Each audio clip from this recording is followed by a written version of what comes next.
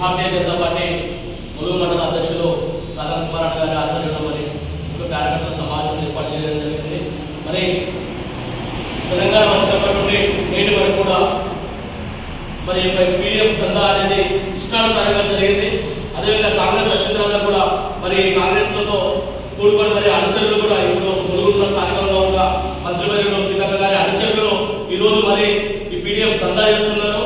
మరి ఇసుక దందా కానీ పీడిఎఫ్ల దందా కానీ మైనింగ్ దందా కానీ ఈ యొక్క కాంగ్రెస్ ప్రభుత్వము మరి విచ్చలవిడిగా కొనసాగిస్తున్నట్టుగా కనిపిస్తున్నాయి. మరి దీనిని వెంటనే చర్యలు తీసుకొని రాష్ట్ర ప్రభుత్వం కూడా దీనిపై వెంటనే చర్యలు తీసుకోవాలి.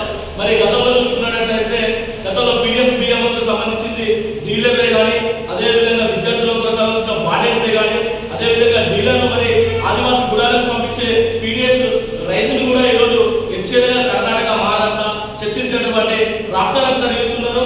దీనిపైన కూడా పోలీస్ నిఘా వ్యవస్థ కూడా అప్రమత్తం కాలే. అదేవిధంగా సివిల్ సప్లైస్ అధికారులు ఎవరైతే